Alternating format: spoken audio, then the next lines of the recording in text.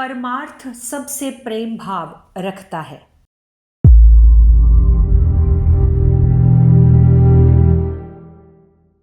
जिस प्रकार परमार्थ का अर्थ यह नहीं है कि हम सांसारिक पदार्थों को सर्वथा त्याग कर नंग धड़ंग घूमने लगें, इसी प्रकार परमार्थ यह भी नहीं कहता कि हम अन्य व्यक्तियों से प्रेम करना छोड़कर उदासीन वृत्ति से जीवन व्यतीत करें। इसके विपरीत परमार्थी व्यक्ति के प्रेम का दायरा तो इतना विस्तृत हो जाता है कि केवल अपने स्त्री बच्चे भाई बंधु सखा परिवार ही नहीं, सर्वथा अनजान और दूरवर्ती व्यक्ति भी उसमें आ जाते हैं। जिस वस्तु को प्रेम कहा जाता है उसके अनेक स्वरूप इस संसार में दृष्टिगोचर होते हैं। स्त्री प्रेम, पुत्र प्रेम, धन प्रेम, कीर्ति प्रेम, व्यसन प्रेम में व्यस्त व्यक्ति अपने को प्रेमी सिद्ध करते हैं। यह प्रेम का भौतिक स्वरूप है। भौतिक प्रेम में तत्कालीन आकर्षण खूब होता है और उसकी प्रतिक्रिया में आनंददायक अनुभूतियां भी परिलक्षित हैं। उपरोक्त स्त्री, धन, कीर्ति आदि के प्रेम में मनुष्य को इतना आनंद आता है कि इन्हें भव बंधन कारक और अंत में दुखदायक समझते हुए भी छोड़ता नहीं और सारी आयु उन्हीं के पीछे व्यतीत कर देता है। भौतिक प्रेम आध्यात्मिक प्रेम की एक छाया है। उसकी छोटी सी तस्वीर या प्रतिमा इन विषय भोगों में देखी जा सकती है। भौतिक प्रेम का अस्तित्व इसलिए है कि हम इस तस्वीर के आधार पर असली वस्तु को पहचानने और प्राप्त करने में सफल हो सकें। प्रकृति की दुकान में यह नमूने की पुड़िया बंट रही है और बताया जा रहा है कि देखो, इस एक जरा से टुकड़े में जितना मज़ा है, ऐसे ही मज़े का अक्षय भंडार तुम्हें पसंद है तो उस असली वस्तु को, आध्यात्मिक प्रेम को प्राप्त करो। हमारे पथ प्रदर्शक सोने का टुकड़ा दिखाते हुए बता रहे हैं कि ऐसे ही सोने की अगर तुम्हें आवश्यकता हो तो जाओ, उस सामने वाली खान में से मनमानी तादाद में खोद लाओ। परंतु हाय, हम कैसे मंद बुद्धि हैं जो उन नमूने की पूड़ियों को चाटने में इतनी उछल कूद कर रहे हैं और खजाने की ओर दृष्टि उठाकर भी नहीं देखते। प्रेम का गुण है आनंद। प्रेम करने पर आनंद प्राप्त होता है। स्त्री, धन, कीर्ति आदि से प्रेम करने में आनंद आता है या आनंद के कारण प्रेम करते हैं।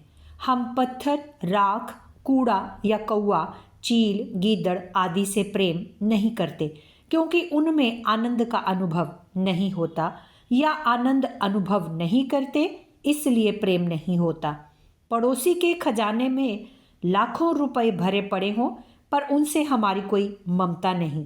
यदि वे सब रुपए आज ही नष्ट हो जाएं तो हमें कोई वेदना नहीं होगी। इसी प्रकार अन्य व्यक्ति के स्त्री, पुत्र, परिजन मर जाएं या किसी की कीर्ति को आघात पहुँचे तो दूसरा कौन परवाह करेगा।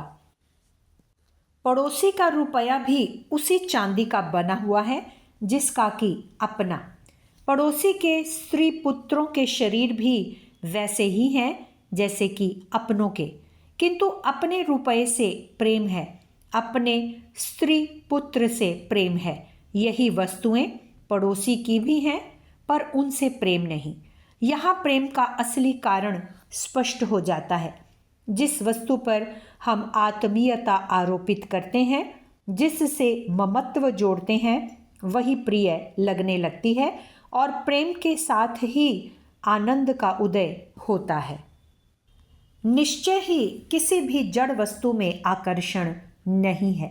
संसार की जितनी भौतिक वस्तुओं को हम प्रेम करते हैं वे ना तो हमारे प्रेम को समझती हैं और ना बदले में प्रेम करती हैं। रुपए को हम प्रेम करते हैं पर रुपया हमारे प्रेम और द्वेष से ज़रा भी प्रभावित नहीं होता। पैसा खर्च हो जाने पर हमें उस पैसे की बहुत याद आती है पर उस पैसे को रत्ती भर भी परवाह नहीं कि जो व्यक्ति हमसे इतना प्रेम करता था वह जिंदा है या मर गया।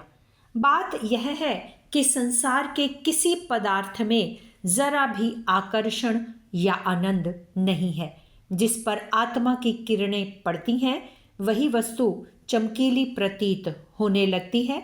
जिस पर आत्मीयता आरोपित होती है वही आनंददायक, आकर्षक एवं प्रिय पात्र बन जाती है।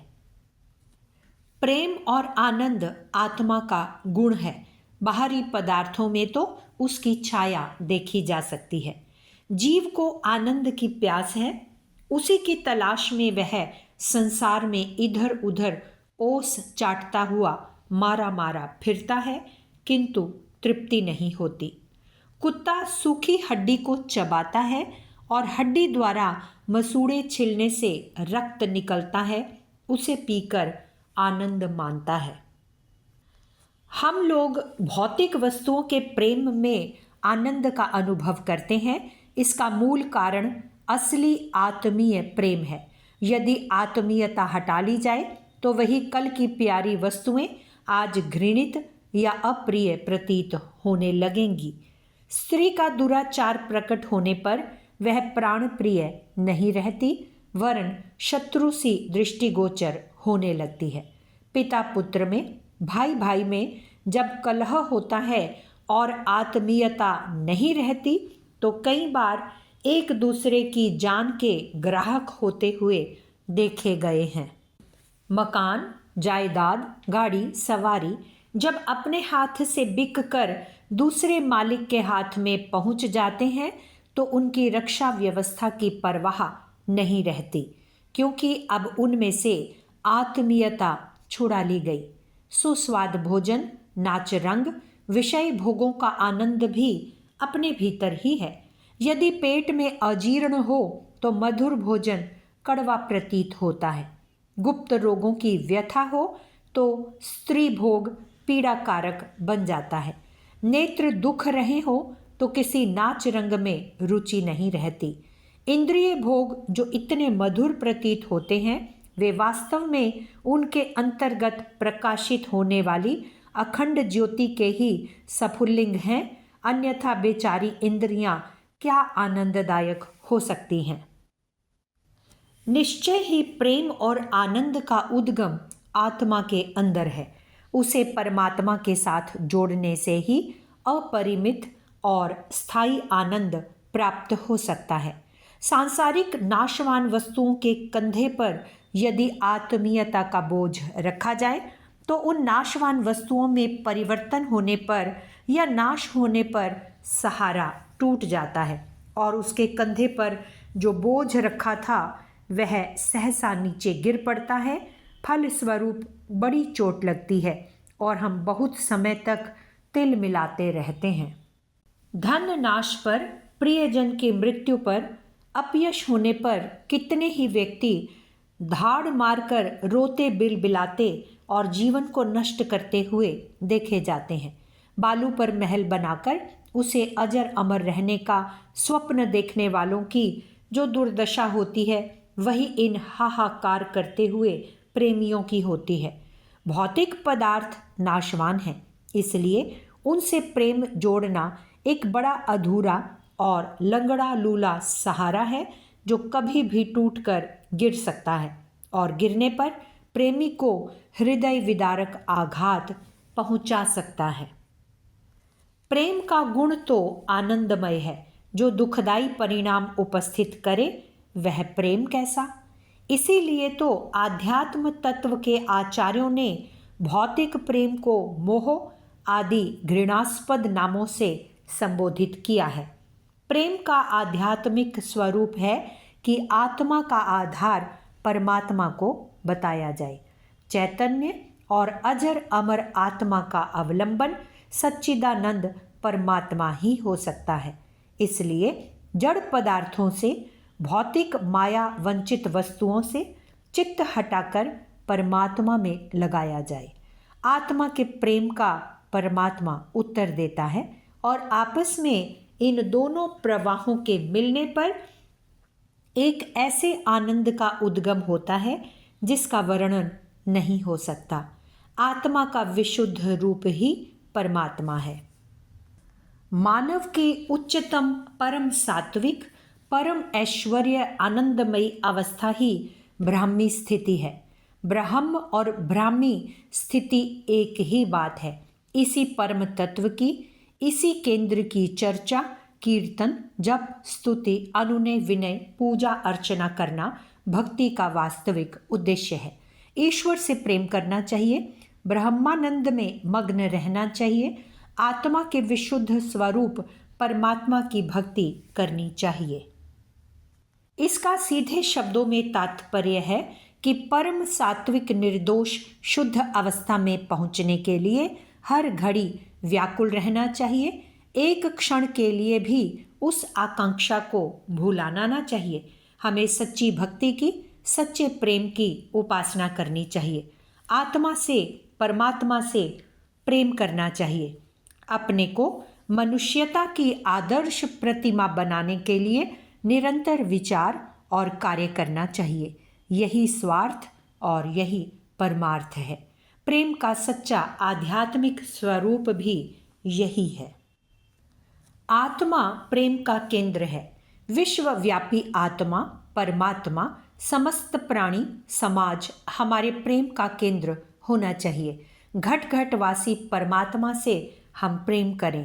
प्रत्येक प्राणी की आत्मा को ऊंचा उठाने, विकसित करने और सुखी बनाने में हम अधिक से अधिक ईमानदारी, मेहनत और दिलचस्पी के साथ काम करें। यही परमात्मा के साथ प्रेम करने और मुक्ति दिलाने वाले परमार्थ का सच्चा तरीका है। गायत्री मंत्र के 6 अक्षर की व्याख्या, परमार्थ और स्वार्थ का समन्वय। लेखक पंडित श्रीराम शर्मा आचार्य। अगर आपको हमारी यह वीडियो पसंद आई हो तो इसको लाइक करें, कमेंट करें और अपनों के साथ शेयर ज़रूर करें। और हमारे YouTube चैनल ऋषि चिंतन को सब्सक्राइब भी कर लें। साथ ही बेल आइकन को प्रेस कीजिए ताकि आपको आने वाली वीडियोस की नोटिफिकेशंस मिलती रहे। धन्यवाद।